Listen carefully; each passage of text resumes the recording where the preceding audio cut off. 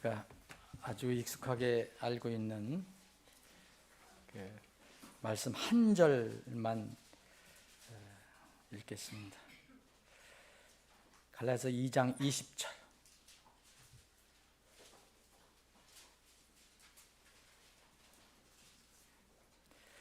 내가 그리스도와 함께 십자가에 못 박혔으나 그럼에도 불구하고 내가 사노라.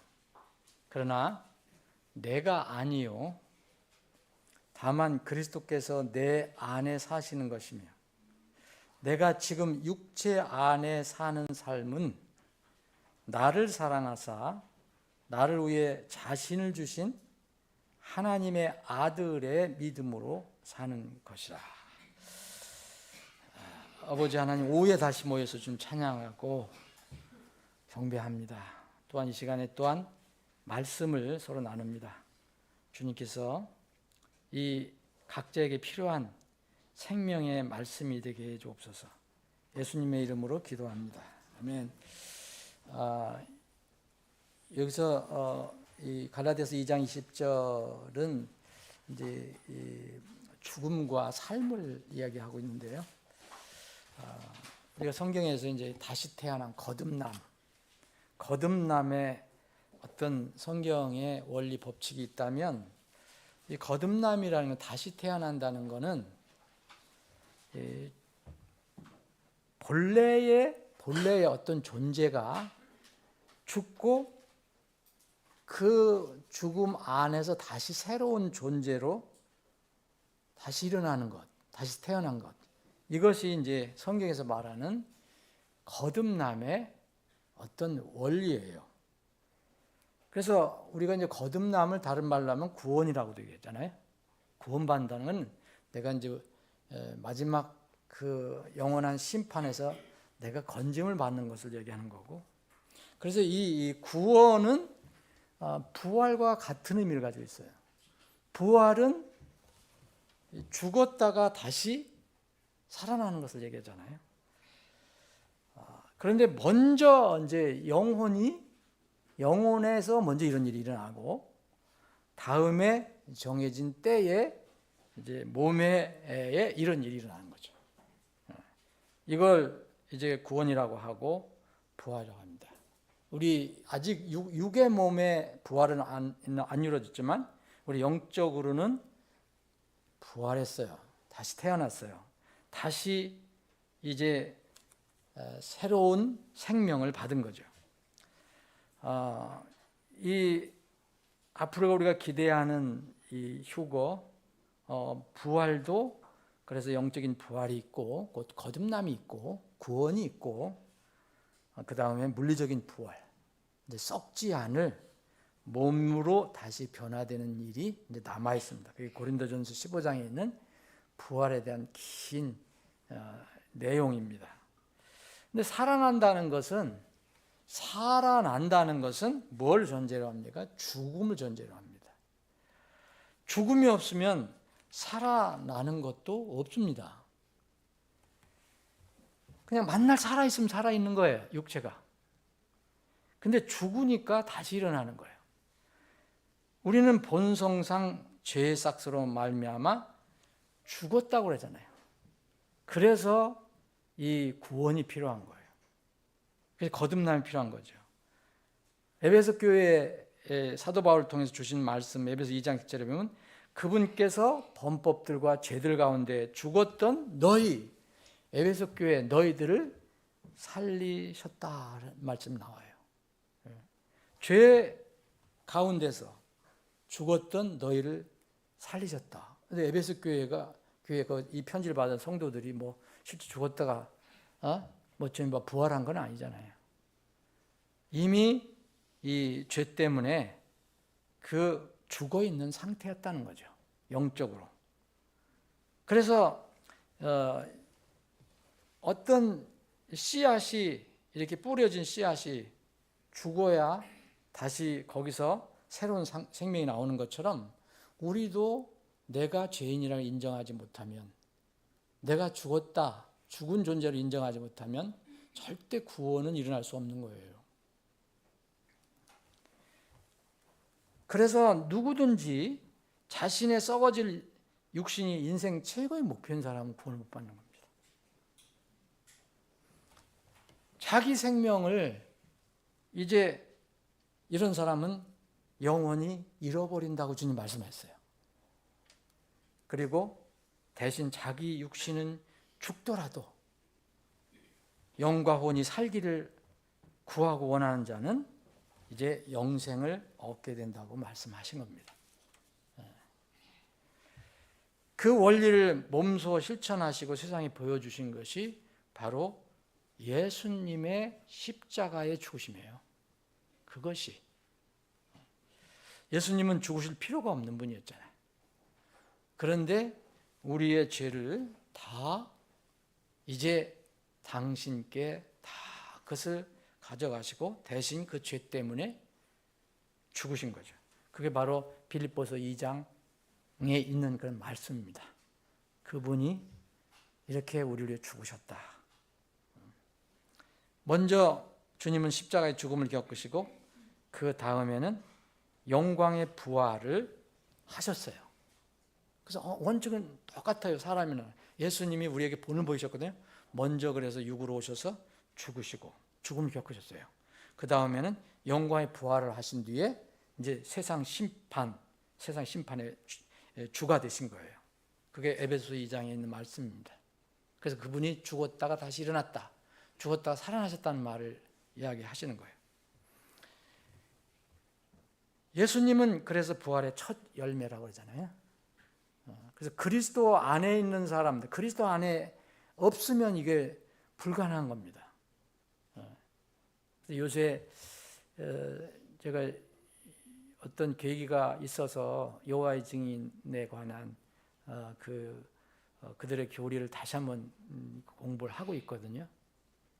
왜냐면 앞으로도 이제 우리가 이제 공부할 건데 또 다시 공부할 건데 이제 아침에 그 은사가 끝나면 다시 공부를 할 거예요. 그런데 그분들 이상하게 주위에 그런 사람들이 최근에 이제 연락이 오고 누가 그렇다 그래서 기도하고 있어요. 근데 그 여호와의 증인 같은 그런 경우는 여러 가지 문제가 있지만 그 중에 하나가 예수님이 하나님이 아니라고 믿거든요. 피조물로 믿습니다. 예수님을 피조물로 믿기 때문에 결정적인 게 뭐냐면은 이 사람이 사람을 이게 물질적으로나 물리적으로는 도울 수가 있어요. 근데 사람이 다른 사람의 영혼 문제는 해결할 수가 없어요. 피조물은 불가능해요. 그게 창조주만 가능한 겁니다. 그게 결정적인 문제가 있어요. 거기에. 근데 그들은 여전히 그래도 자기들 나름대로 경건한 생활을 한다고 하면 참 그런 행위 보면은 그 사람들 같이 반듯하게 사는 사람들도 드물지요. 그럼에도 불구하고 그들은 성경을 왜곡하고 잘못 알고 있기 때문에 근본적으로 구원이 없어요. 거기는 불가능합니다. 그래서 그게 무서운 거예요. 어떤 그들의 어떤 그 그룹에 들어가지 않으면 구원을 받을 수 없다고 얘기하니까. 그래서 참 이런 거 보면은 이 그리스도께서 부활의 첫 열매가 되신 거예요. 모든 사람의 첫 열매가 되신 거예요. 모든 사람의. 그럼 예수님이 하나님이신데 하나님께서 몸을 입고 오셔서 이렇게 우리 사람 대신 죽으시고 다시 일어나신 것이 없다면 사람은 가능성이 없는 거예요. 소망이 없는 거예요. 그래서 그 뒤부터는 하나님이신 예수님이 부활 그 자체가 되는 겁니다. 예수님 때문에 다른 사람들이 부활되기도 하지만 예수님 자체가 부활이에요. 부활 그 자체예요. 그러니까 예수님을 배격하면은 예수님이 피조물이라고 생각하면은 부활 자체가 없는 거예요. 그래서 맞는지 모르지만 그들은 그래서 이 천국 지옥을 안 믿잖아요. 땅에 있는 왕국만 믿잖아요. 그게 연결되는지도 모르겠습니다. 그래서 예수님 자체가 이제 부활이 된 거예요. 그래서 예수님 안에 있는 사람들이 나중에 부활하는 거예요. 예수님께서 마르다에게 이렇게 얘기했습니다. 나는 부활이요 생명이니 나를 믿는 자는 죽어도 살겠고 또 누구든지 살아서 나를 믿는 자는 결코 죽지 않으리라. 이것을 내가 믿느냐 그랬잖아요. 이것을 내가 믿느냐. 이 놀라운 진리를 진실한 마음으로 믿는 사람은, 예수님을 믿는 사람은 예수님이 내 죄를 다 갚아주신 바로 유일한 구원자라는 걸 믿으면 이제 그 사람은 이제 구원을 받는 것입니다. 세상 죄에서, 세상 죄의 마지막 무서운 그 심판에서 우리가 구원을 받는 거예요. 그래서 은혜로 구원받는다고, 믿음으로 구원받는다고 에베소 2장의 말씀을 하신 거예요. 너희가 그 은혜로 믿음을 통해 구원을 받았나니. 그래서 너희에게서 난 것이 아니요 하나님의 선물이라. 예수님께서 세우신 이 오늘 이제 침례를 하는데, 이 물침례는 이것은 굉장히 큰 의미가 있어요. 우리가 베프티스트라고 해서 침례 성도라고 해서 그런 게 아니고, 이 물침례는, 이 베프티즘은 예수님께서 세우신 거예요. 사람이 세운 게 아닙니다. 하나님께 세우신 거예요. 이것은 이 죽음과 살아남에 주님께서 세우신 가장 아름다운 모형이에요. 이거보다, 하나님께서 세우신 것보다 더 아름다운 거 없어요. 복음의 가장 정확한 그림입니다. 복음이라는 것은 내가 죽었다가 다시 살아나는 거잖아요. 근데 예수를 통해서 그렇게 하는 겁니다. 그리고 여기에 해당되는 사람들이, 만약 오늘 물침례를 받는 분들이 우리 어린 친구들 비롯해서 6분인데 6사람들이 이제 침례를 받게 되잖아요. 그럼 그 각자의 그 성도의 기쁘고 감격스러운 신앙 고백이 되는 거예요. 이 신앙 고백이에요. 신앙 고백. 그리고 간증입니다. 간증. 그래서 교회는 이것을, 주님께서 두 가지 규례를 주셨잖아요. 교회에서 실시할 수 있는 거, 반드시 해야 되는 거, 침례, 그 다음에 침례에 순종한 사람들이 만찬에 참여하는 거. 이건 주님 오실 때까지 계속 해야 됩니다. 이게 교회가 끝까지 지켜야 할 엄숙한 교회 규례. 이건 절대 그냥 의식이라고 생각하시면 안 돼요, 여러분들. 어떤 형식은 갖추어져 있지만 이 침례를 받은 사람들이 이제 교회에 들어오는 거예요. 멤버로. 저는 개인적으로 이 성경을 믿는 침례 성도, 베프티스트가 됐다는 것에 대해서 개인적인 큰 감격이 있고 자부심이 있습니다. 저는 이런 구원을 받기 전에 다른 교파에 있었잖아요. 그 자부심과 감격은 바로 성경이 그런 진리를 알려주었기 때문에 제가 그걸 받아들였을 때 큰 감격이 있었어요.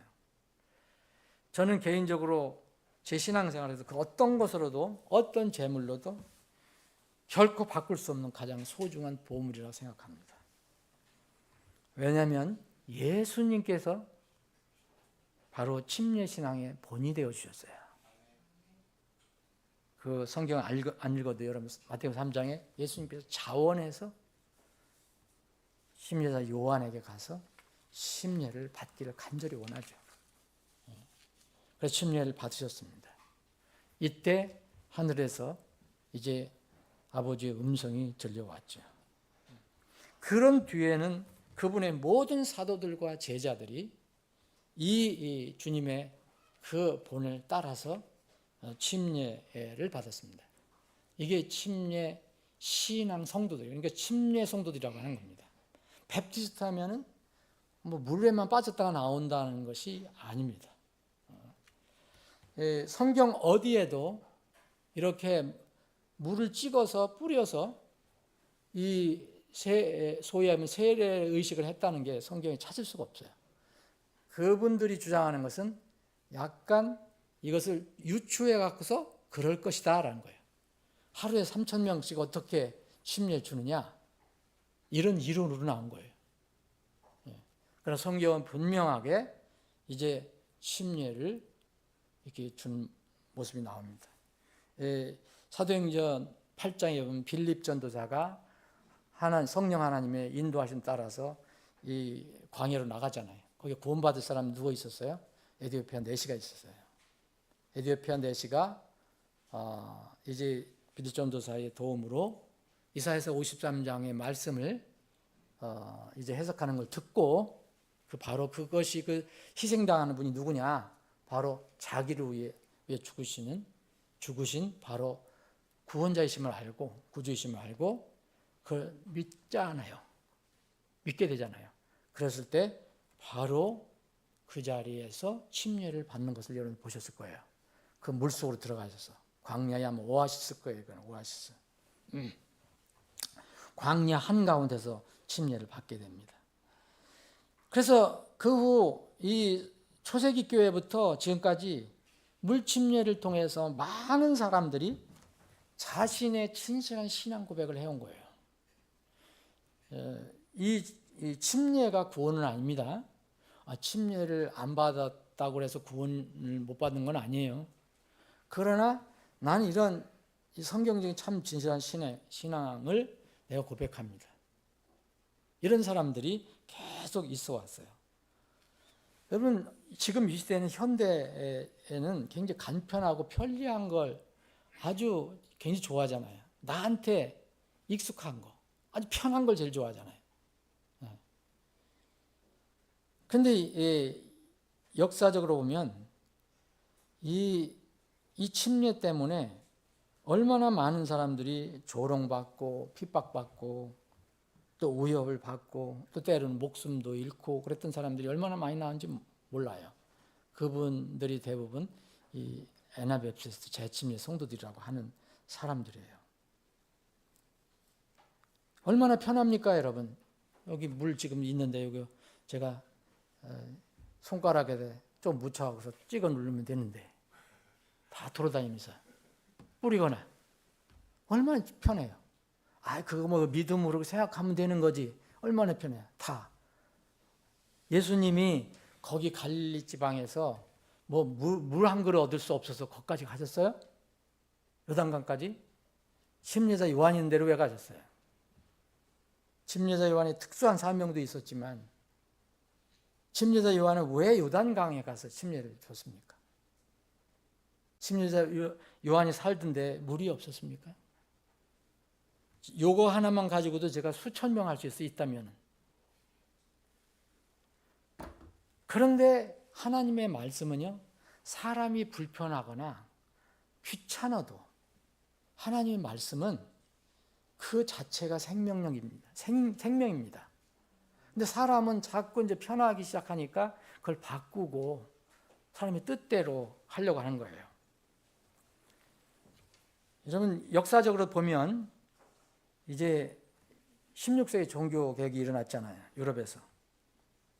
그런데 이미 1세기부터 이렇게 성경이 있으니까 사도 바울도 이 다메섹에서 예수님 만나서 눈이 멀게 되잖아요. 눈이 안 보이게 되잖아요. 그래서 다마스쿠스로 들어가서 거기에 교회에 있는 한 형제 아나니아를 통해서 하나님께서 직접 알려주시잖아요. 성령께서. 그래서 아나니아를 통해서 이제 눈에 있는 이 비늘이 벗겨집니다. 이것은 이제 완전히 이제 그 사도 바울이 완전히 진리 안에 들어왔다는 것을 얘기하는 거죠. 그리고 나서 비늘이 벗겨졌을 때 침례를 받았다고 나옵니다. 어디 성경이든지 다 그렇게 그래요. 구원받고 신앙 고백하면 침례받고, 구원받고 침례받고. 그래서 이 16세기 종교개혁이 일어나는데 그 전에 이미 1세기에서부터 이런 것이 계속 왔어요. 계속 흘러왔어요.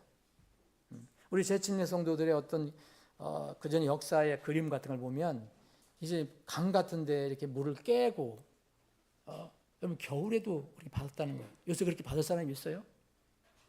요새 편리성으로 얘기하면 아무도 받을 사람 없어요. 근데 그분들은 바보들이 아니에요. 그분들은 세상에는 바보도 하나님께는 정말 신실하기를 원했던 거죠. 그분들은. 그래서 침례신앙이 계속 퍼져나갔어요. 그래서 종교개혁이 일어났을 때도 여러분 이미 이 침례 성도도 있었던 거예요. 다만 그것이 이제 겉으로 이렇게 제도적으로 그렇게 인정을 못 받고 있었던 거죠. 예만 한번 들어보면 스위스에 종교개혁이 일어났잖아요. 칼빈, 쩌빙글리 중심으로 해서 쭈리에 이 중심됐던 그 종교개혁 중심지였던 쭈리, 여기에 이미 이 젊은이들이 모여서 성경 공부를 하고 있었다는 게 역사적으로 나옵니다.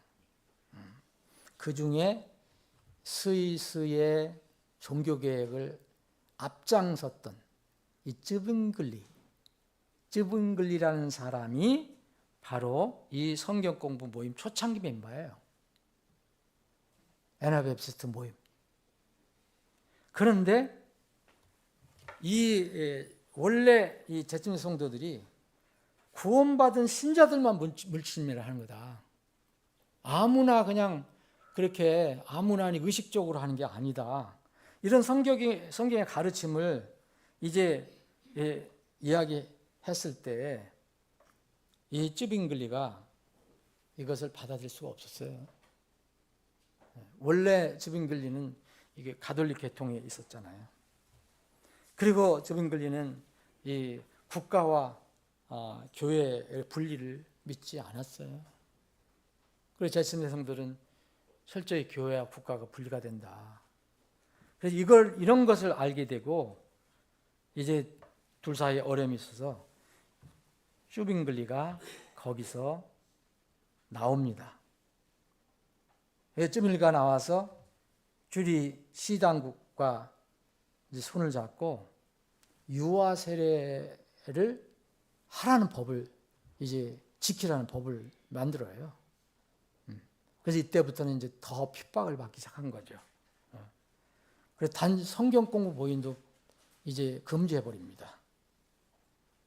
이 모임 대표 형제들이 몇몇 지금도 교회사에 나와요.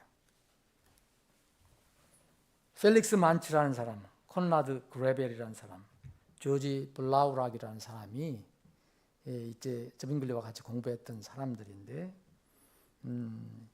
그래서 쯔빙글리 비롯해서 이것을 반대한 사람들이 이 사람들을 보고 다시 침례를 받는 사람들이다. 그래서 애나바프티스트라는 거예요. 이게 처음에는 조롱 섞인 말이었어요.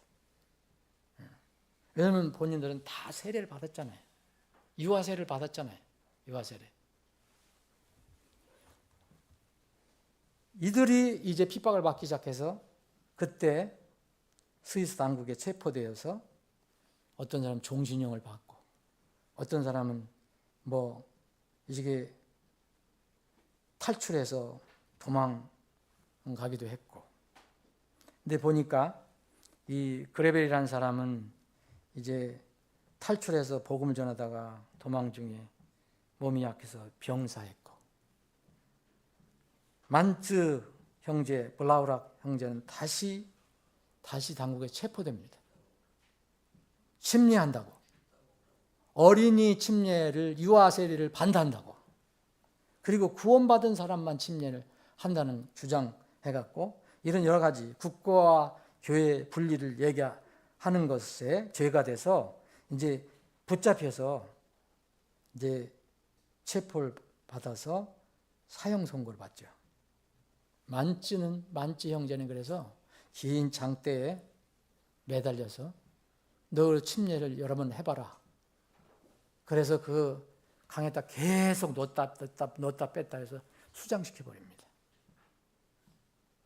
그렇게 해서 죽었어요. 그때 이 만츠도 참 대단한 그런 믿음의 형제인데 그 당국이 흰장대에 매달아서 물속에 넣을 때마다 내 믿음을 철회하면 살려주겠다고 했어요. 그런데 만치 형제는 단호히 거절합니다. 나는 내 믿음에 정말 진실하고 싶다라고 얘기했어요. 내가 믿는 믿음에.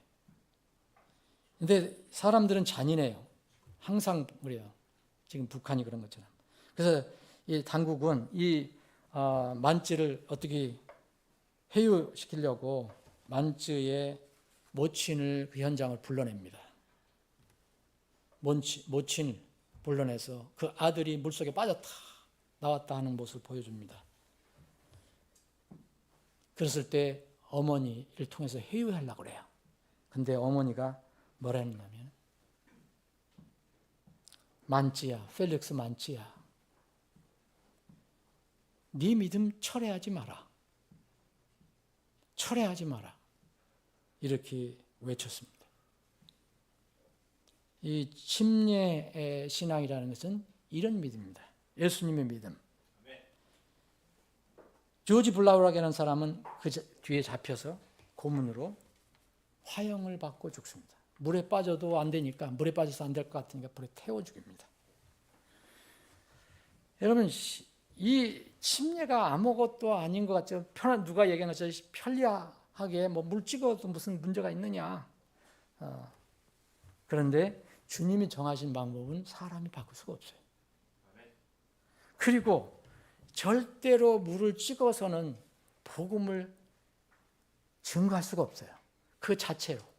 이 침례는 뭐니까 내가 죽고 일어나는 거잖아요. 내가 죽지 않으면 절대로 살아나지 못하는 겁니다. 옛사람은 내가 죽는 거예요. 죄로 인해서 죽는 거예요. 그래서 다시 새로운 사람으로 태어나는 걸 얘기하는 거예요. 이게 침례입니다. 단순한 종교의식 절차가 아니에요. 예수님이 그렇다면 그렇게 쉽게 할 수 있었다면 왜 그렇게 하셨겠어요? 십자가에서 피를 죽으시고 땅속에 깊이 묻히셨다가 무덤에 묻히다가 다시 왜 일어나셨어요? 그래서 골로새서 2장 12절 너희가 침례 안에서 그분과 함께 묻혔고 또 죽은 자들로부터 그분을 일으키신 하나님의 역사하심에 대한 믿음을 통해 침례 안에서 그분과 함께 일어나니라. 여러분 이거는 이 미래형을 얘기하지 않아요. 여러분 보세요. 골로새서 2장 12절 다시 읽겠습니다. 너희가 침례 안에서 그분과 함께 묻혔고 과거형입니다. 또 죽은 자들로부터 그분을 일으키신 하나님의 역사하심에 대한 믿음을 통해 침례 안에서 그분과 함께 일어났느니라. 이 말씀은 골로새 교회의 성도들에게 주신 말씀이에요. 그 사람들이 실제의 몸이 죽었다가 살아났습니까? 아닙니다. 침례를 통해서 그렇게 놀라운 진리를 알려준 겁니다. 이제 오늘 침례를 받는 수침하시는 분들과 함께 우리 자신들에게, 우리 침례 성도들에게 우리가 한번 자문해야 됩니다. 분명히 우리는 믿음으로 그분과 함께 죽었다가 일어났다고 믿었습니다. 고백했습니다. 우리는 이미 하나님의 아들 예수 그리스도의 왕국으로 옮겨졌다고 그래요. 골로새서 1장 13절 14절에 보면. 이미 여러분들 여기 앉아있지만 하늘에 그리스도의 왕국에 앉아있다고 얘기합니다. 오늘 본문 갈라디아서 2장 20절은 내가 그리스도와 함께 십자가에 못 박혔다고 얘기해요. 여기서 가상으로 너희들 상상으로 그렇게 얘기하라는 게 아니라 실제로 우리 믿음이 예수님이 왜 십자가에 돌아가셨나? 바로 내 죄 때문에 돌아가셨다. 그래서 내가 그 십자가에서 예수님이 돌아가셨을 때 그 십자가에 못이 박혔다라고 그렇게 얘기합니다. 그런데 왜 우리 몸이 지금 살고 있잖아요. 그럼에도 불구하고 내가 육체는 지금 살고 있다. 그런데 굉장히 중요한 말씀이 있어요. 옛날에 죽었던 것은 고집스러웠던 나요. 죄, 반드시 심판받아야 나. 그런데 그것이 지금 살고 있는 건 내가 아니라는 거죠. 그러나 내가 아니요. 다만 그리스도께서 내 안에 사시는 것이에요. 여러분들의 주인 그래서 그리스도라는 것을 우리가 고백하는 거예요. 그 말로만 그러는 게 아니라 나는 옛날에 죽었어요. 그 죄 처리 못하면 반드시 지옥 가야 돼요. 그런데 예수 그리스도 안에서 내가 예수님과 함께 이렇게 십자가에 못 박혔어요. 예수님과 함께 죽었다 그랬잖아요. 예수님과 함께 침례를 받았어요. 죽었어요. 그리고 나서 내가 지금 육체를 살고 있잖아요. 그런데 내가 사는 것이 아니고 내 몸 안에 지금 그리스도께서 내 안에 사시는 것이라고 그래요. 그럼 우리가 육체를 보면 분명히 살고 있잖아요. 지금 내가 육체 안에 사는 삶은 그럼 뭐냐 이거예요. 나를 사랑하사 나를 위해 자신을 주신 하나님의 아들의 믿음으로 사는 것이라는 거예요. 그래서 믿음으로 산다 얘기한 거예요. 이제 침례식을 거행하겠습니다. 오늘 이제 침례에 해당되는 분들은 다 한 사람 한 사람 침례를 받습니다. 그래서 그분은 이제 이 안에 이제 한 사람 한 사람 침례 드릴 때 한 번 묻겠지만 여러분들이 아멘 하시는 것은 내가 진실로 믿습니다라는 뜻이에요. 우리 아이들도 그런 거 아이들도 이미 다 이렇게 점검을 다 했어요.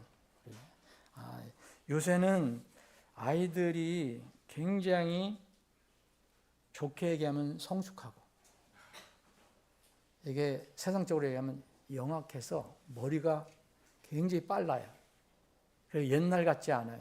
그래서 점점 구원의 나이가 낮춰지고 있어요. 그래서 그것은 뭘 의미하느냐? 부모님들의 책임이 더 크다는 얘기예요.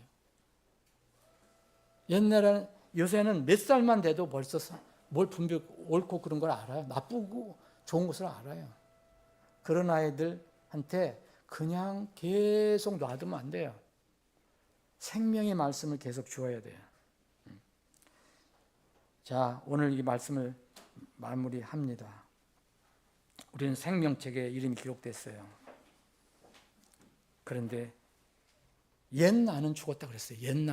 옛 나는 육신을 자꾸 추구하는 나예요. 죽었다고 얘기해요. 근데도 지금 내 옛 나가 자꾸 육신을 추구하고 있다면 다시 물속에 들어가야 돼요. 원하시는 분들은 뭐 해드릴 수 있지만 그렇게 할 필요가 없어요. 믿음을 다시 회복하면 돼요. 이제는 내가 사는 것이 아니고 내 안에 그리스도께서 사시는 거예요. 그러한 수침자들은 그런 삶을 이제 오늘 고백하고 세상에 간증하는 겁니다.